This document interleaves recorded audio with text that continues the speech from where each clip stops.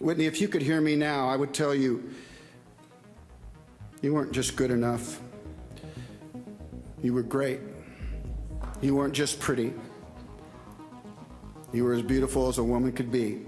Kevin Costner has finally spoken, and what he admitted left fans stunned. For years, rumors and quiet questions followed him, from his most famous roles to the bonds he kept behind the scenes. Now, in his own words, a truth has come to light that no one saw coming. Was it a hidden love, a private regret, or something deeper that he carried in silence? His confession was unexpected, emotional, and impossible to ignore, raising questions that still linger long after the moment passed. The bodyguard that almost never happened. When people think about Kevin Costner and Whitney Houston, their minds almost always go back to The Bodyguard. The 1992 romantic thriller became one of the defining films of the decade, pairing a Hollywood leading man with a global music superstar in a love story that transcended expectations. But what most people don't realize is how close the movie came to never being made at all.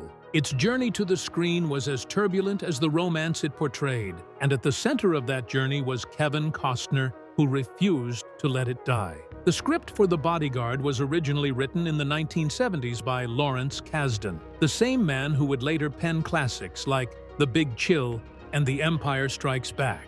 At first, the project wasn't written for Costner or Houston. It was imagined as a vehicle for Diana Ross and Steve McQueen. On paper, the concept was simple but electric.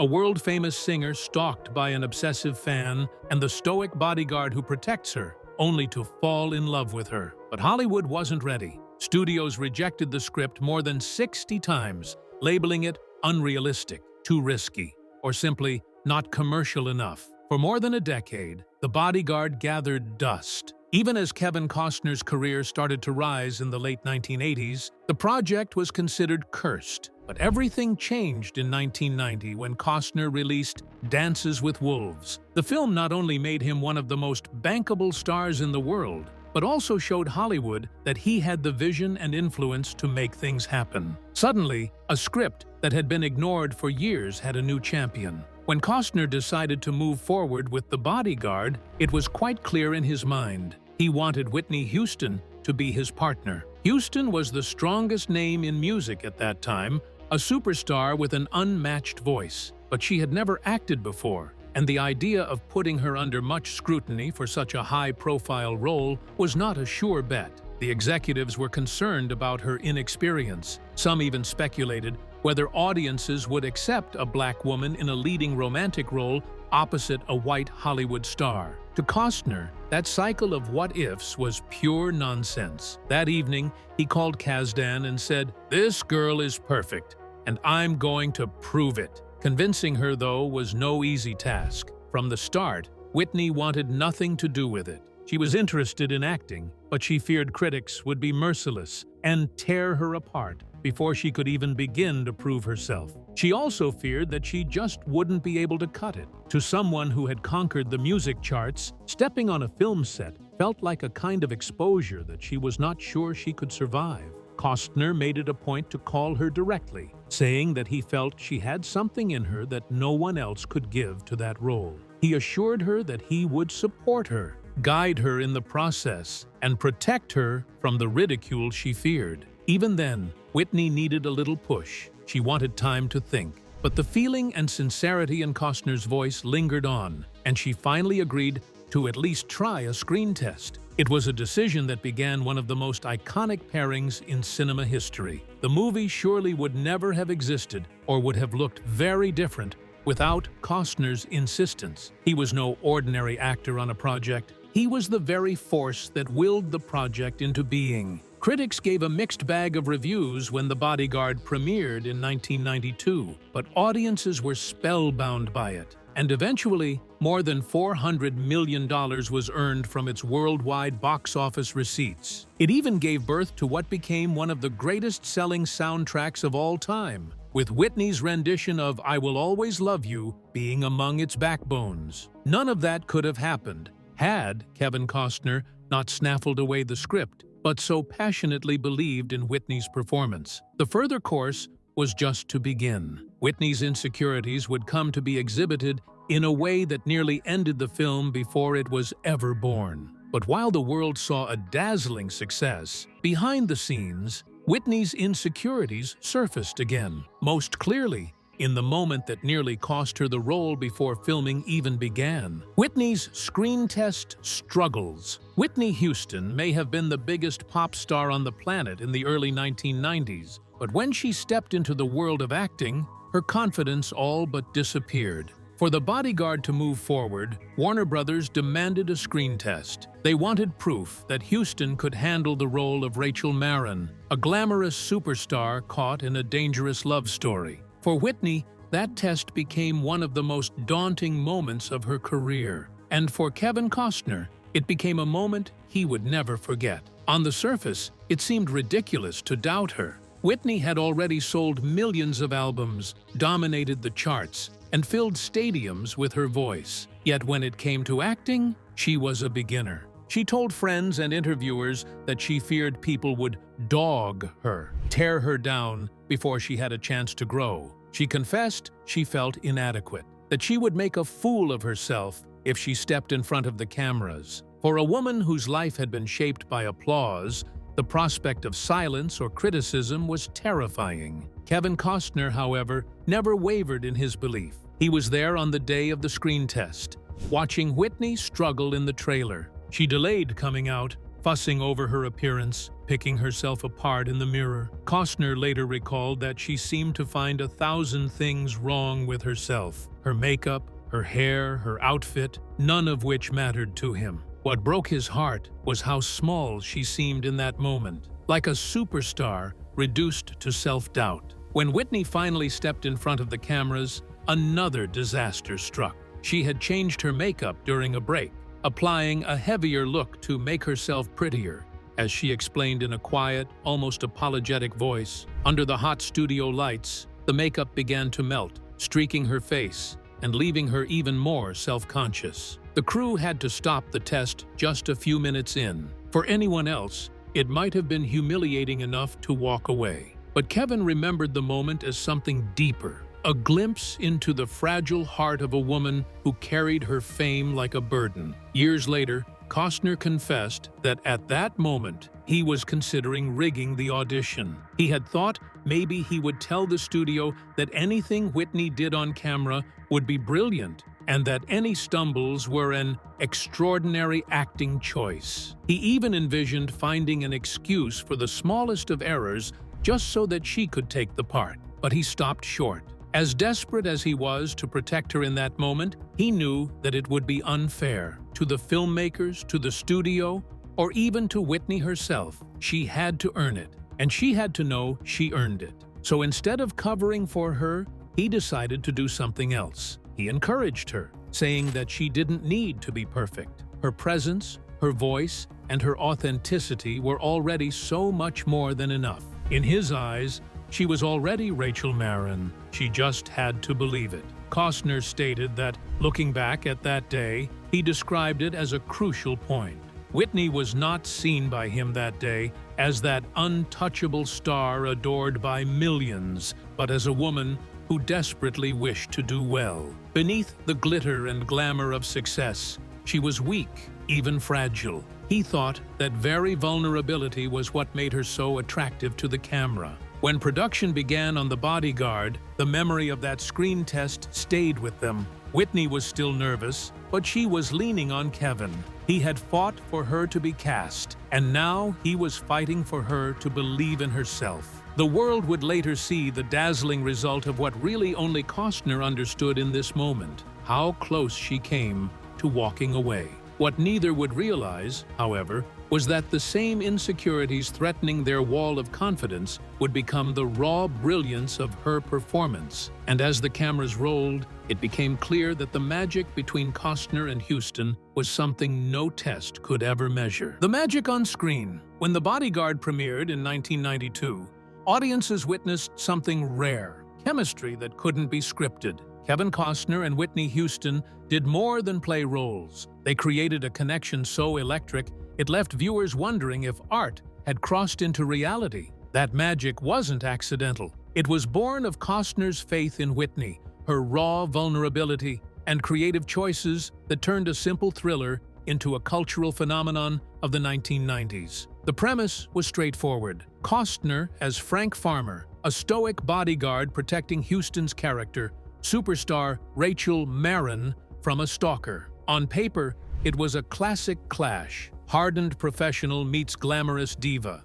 Romance blooms in danger. What made it unforgettable was how they embodied their roles. Costner's measured restraint balanced Houston's emotional intensity, creating a love story that felt authentic, not manufactured. Behind the scenes, doubts loomed. Executives feared Houston's inexperience might hurt the film, while others wondered if audiences would embrace an interracial romance in a mainstream blockbuster. But as filming progressed, those doubts vanished. Every glance, hesitation, and embrace between them carried weight. Costner later explained that what people saw wasn't acting tricks. It was Whitney's truth. Her insecurities, tenderness, and longing poured into Rachel Marin, making her a character audiences believed in. The most iconic piece of that magic came through music.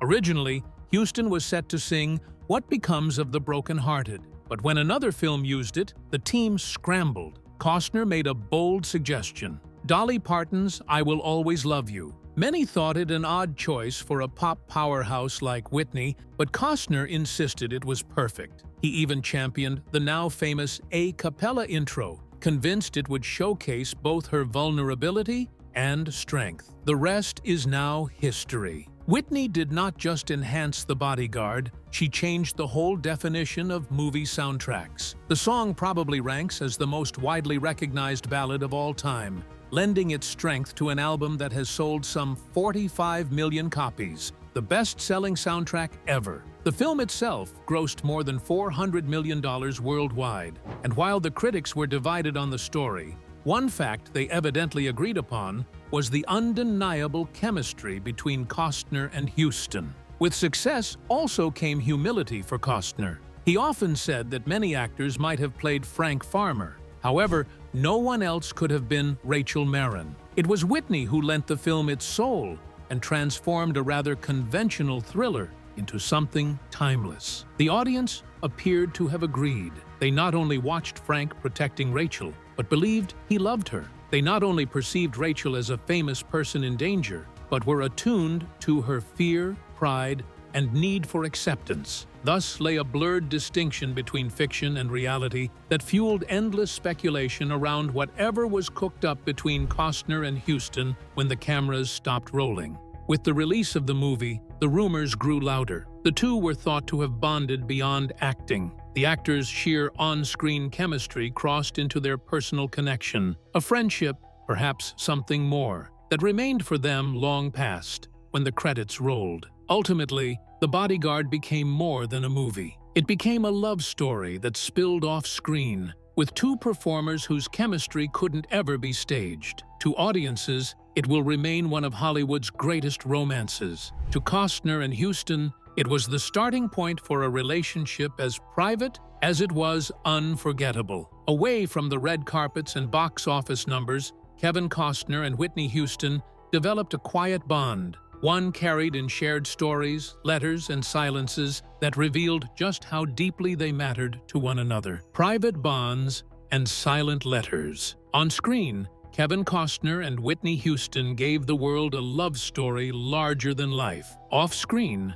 what they shared was quieter, harder to define, and perhaps more powerful because of its restraint. While the public speculated about romance, they built a private bond rooted in respect, faith, and unspoken understanding. Within that bond were gestures, like letters never answered, that revealed just how deeply Costner cared for her long after The Bodyguard ended. What first connected them was a shared background few knew about. Both were raised in the church. Costner grew up in a Baptist household, often joking about sneaking around during sermons or finding mischief with his brothers. Houston's upbringing at New Hope Baptist Church in Newark was more serious, shaping the voice that would make her a global icon. Yet, when the two swapped stories, they found common ground. Whitney laughed at his tales of childhood antics, and together they acknowledged how faith had shaped them both. It gave them a bond beyond Hollywood, a language of memory and belief, but beneath the laughter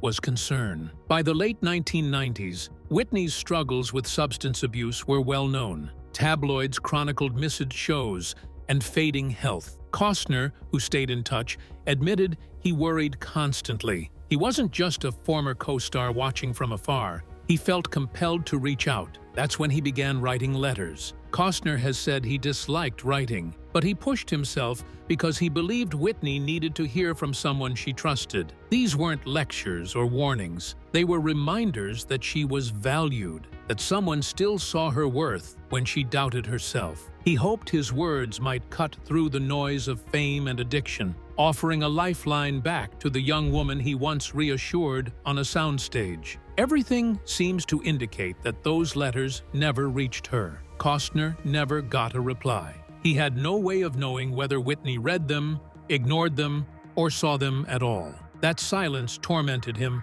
It must have been devastating for a man who had once told her she was good enough, to watch her disintegrate into doubt and self-destruction. The act of writing in itself counted. Costner could have turned his back, as so many others did, and opted for distance instead of engagement. But he kept reaching out.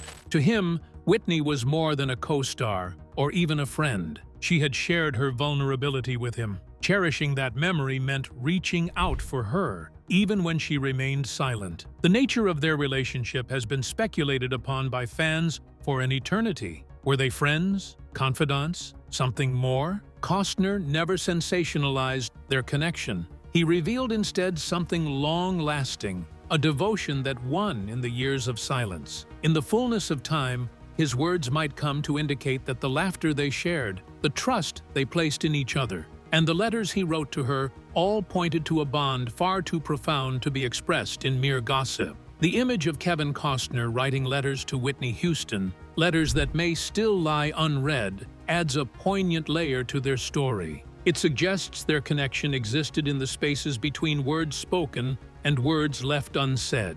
In an industry built on performance and headlines, what they shared was private, fragile, and real. A bond that did not end with the bodyguard. And when her life ended far too soon, it was that bond, carried in letters and memories, that drove him to stand before the world and speak from his heart one last time. The funeral eulogy. When Whitney Houston passed away in February 2012, the world seemed to stop.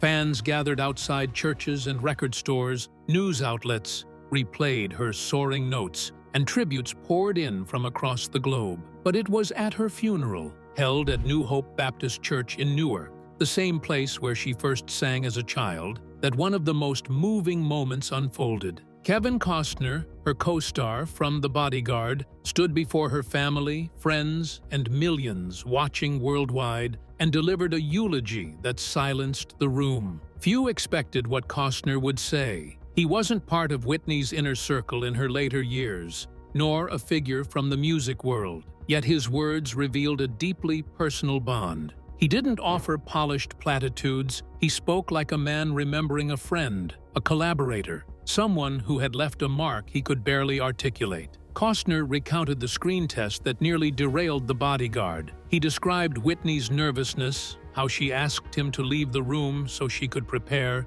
then returned with heavier makeup that melted under the lights. He recalled her fragile voice, admitting she only wanted to look her best. In that moment, Costner said, he saw the real Whitney, not the superstar adored by millions, but a young woman doubting her worth. His words moved mourners because they stripped away the myth and revealed the humanity beneath. Yet he also reminded everyone of her triumphs. He told the congregation, "You weren't just good enough. You were great." He insisted the bodyguard's success belonged to her. "A lot of leading men could have played my part, but you, Whitney, you were the only one who could have been Rachel Marin." It was a declaration that elevated her beyond celebrity, affirming her singular brilliance at a moment when the world was mourning what had been lost. Perhaps the most touching moment came when he addressed her as though she were still alive, assuring her that she had been more than good enough. She had been great. Simple words, even if they sounded like they officially belonged to a ceremony, broke the seal of formality. It no longer sounded like a eulogy, but a conversation continued through the divide, life to death. Costner also reflected on their bond beyond the set. He remembered how they talked about growing up in the church, about faith and innocence, and how fame could feel like a blessing and a curse. He reminded the world that behind the beautiful face, there was actually a woman needing as much soothing laughter and acceptance as anyone else, and fighting his way through the emotions. He called Whitney the lady in heaven who is making God himself wonder how he created something so perfect. It was poetic and very personal, the kind of farewell one could only give if they had truly known her. Then came his final words, the words that thundered in the headlines. "Don't you worry, Whitney, you will be good enough." This poignant statement, choked with sorrow, became a watershed moment in the service. It harked back to the beginning of their partnership. Whenever she doubted herself, he made her stand tall. And now, 2 decades later, he was ready to give her the same comfort for the last time. A comfort that almost echoed reconciliation. For anyone present that day, Costner's eulogy for Whitney Houston became, to an extent, a rewriting of Houston's story. A reminder that amid all the glitter of fame lay a soul somewhat bruised and marred, who'd longed for validation, and that one man who'd always seen her for the greatness she could not see in herself. In a service filled with music and tributes, it was Costner's quiet words that stunned the world and lingered long after the church doors closed. Kevin's public confession. In the days after Whitney Houston's funeral, the world replayed Kevin Costner's eulogy. His words were raw, heartfelt, and unguarded. What stunned many was not just the emotion he displayed, but the confession woven into his tribute. Costner, usually private and measured, called Whitney his one true love. That revelation reignited decades of speculation, forcing people to wonder how deep their bond had truly run. Since The Bodyguard's release in 1992, rumors had swirled about whether Frank Farmer and Rachel Marron's on-screen chemistry spilled into real life. Fans speculated endlessly, but both stars deflected. Whitney focused on her career and personal battles, never indulging in gossip. Costner dismissed the chatter too, framing their bond as one of profound respect and friendship. But at the funeral, something shifted. By calling her his one true love, Costner broke the silence he had maintained for 20 years. He did not explain, but the weight of those words was undeniable. To some, it was poetic language meant to honor her. To others, it was a confession that what they shared transcended friendship, perhaps in ways never spoken while she lived. Later interviews added context. Costner explained his love was not about scandal, but truth. He described her brilliance and fragility, how painful it was to see her doubt herself despite extraordinary gifts. He admitted to writing her letters during her battles with addiction, hoping to give her comfort. Yet those letters went unanswered, symbols of an unfinished story, intimate but incomplete. It made a public response immediate, and it seemed divided. Some felt the initial tinge of his honesty, seeing his confession as the one purest tribute to Whitney's impact on him. Others had doubts about the timing and whether such words should have been kept private. One fact, however, stood out. Costner had pulled aside his smoothly crafted Hollywood armor and opened up his grief to be seen. Costner admitted that he was conflicted about even showing up to speak. He wondered whether his presence was welcome and whether his words would be misinterpreted. In the end, he paid tribute to Whitney in the only way he knew how, by speaking to her as though she were still in the room. His confession wasn't rehearsed. It was instinctive, born from the same impulse that once led him to assure her before her nerve-wracking screen test so many years earlier. What rather stands out is that Costner's words became less of a confirmation of the rumor of a romantic link, and came instead, first and foremost, to reveal something about him. After those years in an industry where image was everything, there was, in his mind, much tenderness accorded to Whitney's memory. His words were far from scandalous. They were words of appreciation, anguish, and lamentation for what could never be. Over the course of the years, The fans have taken apart every line in Costner's eulogy and other interviews. Was it toward love, platonic suffering, or was it somewhere between these extremes? The world may never come to know the entire story. What is true is that, ever cautious of the public eye, Costner chose this one moment to open his heart. And in doing so, he gave the world not just a confession, but a reminder. Sometimes the greatest love stories are the ones never acted upon, carried quietly in the spaces between words, letters, and memories. Legacy of love and regret.